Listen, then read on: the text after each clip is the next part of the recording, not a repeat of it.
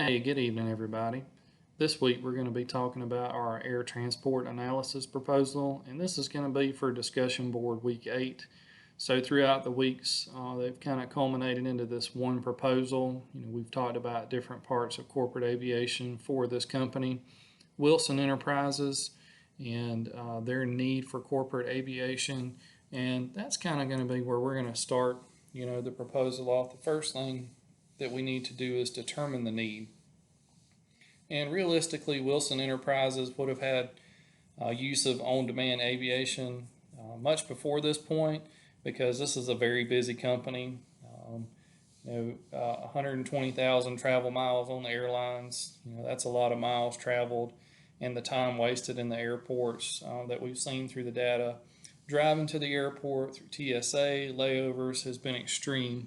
So they have suffered a loss in productivity and morale, and as a result, the COO has spent many nights away from his home and family, and they are really wanting him to get a new job. So at this point, we can understand the need for corporate aviation and on-demand solution for Wilson Enterprises. What spurred all of this was a new site in Afton, Oklahoma. It's going to be the site of another aggregate mine, and so the company is really looking into streamlining their travel processes. And then, we can talk about the demand and productivity, like I mentioned before. The expansion's good. It's going to go great. Of course, it's going to set this company apart because they're actually purchasing this mine from another company. So there are gains being made, but at the same time, it's going to create more travel. It's a new site, so it's going to require a lot of travel very frequently to get the site up and running and to company standards. So as part of that, travel demand, we've talked about increased overnights, how it's going to increase your travel time, travel miles, and expenses. And at the same time, on the other hand, it's a balancing scale. So we have productivity loss on the other side of that. We're paying for wasted time. And what do I mean by that? It's simply just sitting at the airport, layovers, TSA. That's times that our COO and our other staff members are not being able to work because they're not in a work-friendly environment. And this is time that can be spent on the corporate aircraft working and being more productive. So more fatigue on the staff, having to wait at the airport. With this, it's from meeting to plane to airport to office to home, or another site if need be. And obviously that's going to boost morale for our COO and our other staff. And with this, with the airlines, with our new expansion, we're going to be paying more money for travel to the airlines and hotels, and we're not really getting anything of value. Sure, we're getting to the location, but we're not getting any value for that additional money that we're putting in, other than we're just getting to the location, and we're getting there pretty slow from what the data suggests. So how do we meet the need? And we can meet the need by on-demand aviation. It's pretty obvious that if we look at the data of what we can use our aircraft for, and the objectives that we're going to cover in this proposal are going to be several things. So we've already highlighted the travel needs of the company. How is it going to produce growth and development? We've already talked on that a little bit. Also, what about the time and flexible scheduling? And we're going to provide an aircraft analysis for the company of a couple of aircraft that I have picked out that I think are going to meet the needs of this company very well. And also, you can see our reasons for business aircraft use. Obviously, it's going to be flexible scheduling right there, because when we're on the airline time, we're not on our time. We have to work on their time. And if we have a breakdown, or a COO needs to go to a meeting, we have to wait on the airlines to do that. With an on-demand solution, we're not going to have to do that anymore. So the last mine breakdown that we had, and it was just as simple as we needed to send a technician out. So we had to wait for 24 hours to get a flight, and it was impossible. So our whole mine was down for 24 hours, and we did not have, we were losing money that whole time the mine was down. People weren't able to come to work. Now, if we have that problem, we can put our technician on a plane, send him out, have the problem fixed in a lot less time, which means more productivity and more money in our pocket. And ultimately, that's what we want, is this plane to affect our bottom dollar. So what can we talk about the city pair? So this example is just going to show one city and how that has made an effect on our travel expenses and time. This is for the expansion into Afton. And you can see currently the overnights with the airlines, we've got a before and after here.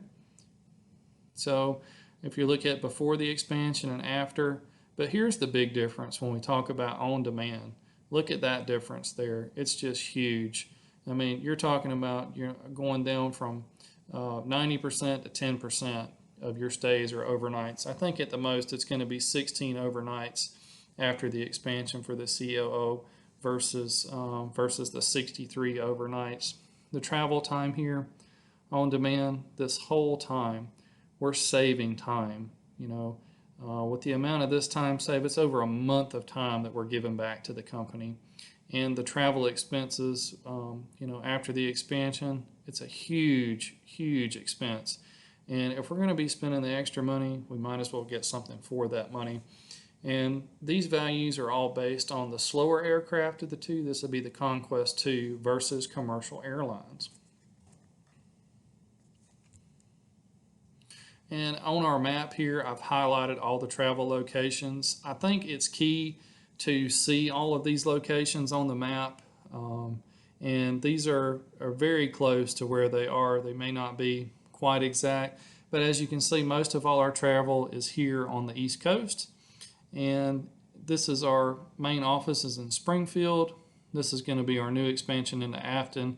Our farthest spot that we're traveling is to Whitham Field here in Florida. So all of these flights, or all of these locations rather, we can make pretty quickly in a turboprop aircraft, which is why you'll see in the solutions that I prepared, I eliminated any jet type aircraft because these will be considered short leg flights. And so the amount of time that we're spending in the aircraft would be better used in a turboprop aircraft versus a jet type aircraft. Because as we know, the more the hours increase, the overall our cost decreases. So, and we're going to be able to make these flights very quickly in a turboprop aircraft. And I just did not see the need to create a flight department around a jet type aircraft that's going to cost us more in maintenance. And it's also going to have a larger purchase price than the turboprop aircraft that I selected for us. So I've got two options for you. So the first option is going to be a 1986 Cessna Conquest 2. It's a tried and true airframe. It may seem old, we're talking 33 years old, but Cessna has recently certified the aircraft that it has a lifespan of 22,500 hours on that airframe. And that's, that would take 75 years of everyday use to accumulate on that airframe. So we're not going to be using this airframe up anytime soon. I know the aircraft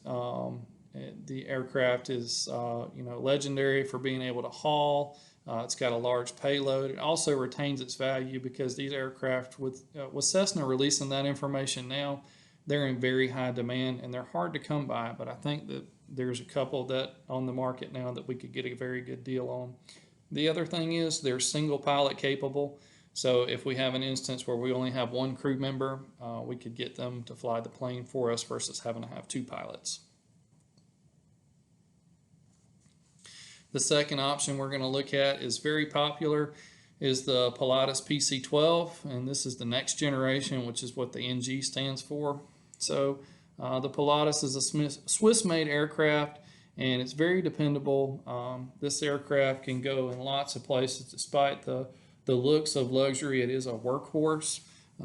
Short field takeoff, short field landings, loaded to the hilt with cargo, it can do it. It actually has a special door on the back that accepts a forklift that we can actually load items onto this airplane if we need be. If we have a mine breakdown and we have a part that we need to transport, we don't have to truck that to the mine. We can actually just put it in this aircraft and go.